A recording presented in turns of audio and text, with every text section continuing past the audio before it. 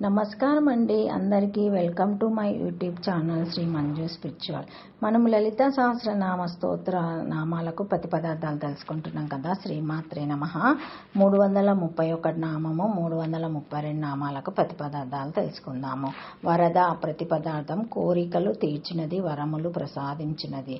బ్రహ్మ విష్ణువు మొదలైన ఉపాసకులకు వరములు ఇచ్చినది.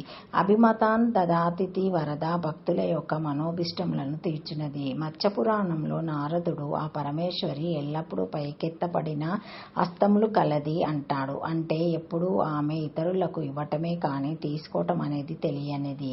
ఎప్పుడూ తన భక్తుల యొక్క కోరికలు తీరుస్తూనే ఉంటుంది. అందుకని వరద అనబడుతుంది. కోరికలు కోరేవారు దేవతలైనా రాక్షసులైనా ఎవరైనా సరే వారి అభిష్టం నెరవేరుస్తుంది.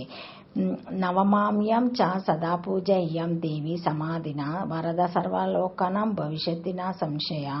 9వ రోజున పరమేశ్వరిని సమాధితో పూజించినట్లయితే ఆమె సర్వలోకాలకు వరాలిస్తుంది అని వరాహ పురాణంలో చెప్పబడింది.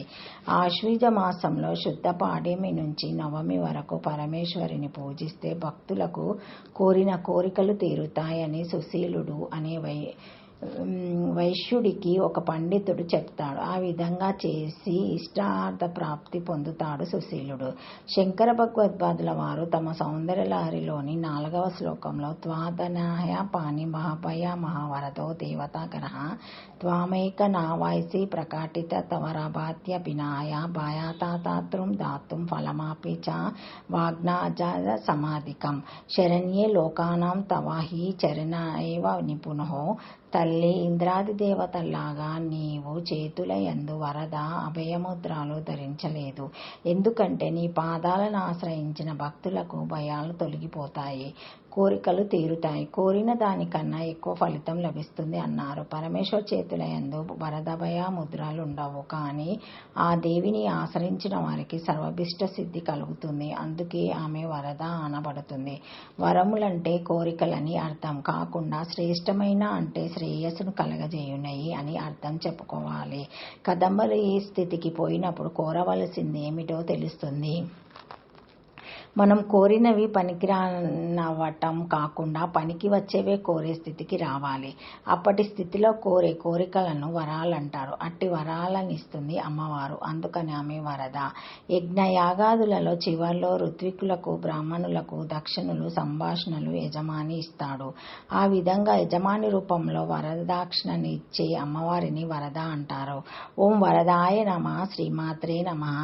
వామనయన ప్రతిపదార్థము అందమైన నేత్రములు గలది. వామని సుందరాని నయనాని నేత్రాని ప్రమాణాని వాయస్య. సుందరమైన కన్నులు గలది. శ్రీమాతను అరినాక్షి, మీనాక్షి, విశాలాక్షి మొదలైన నామాలతో అర్చన చేస్తాం.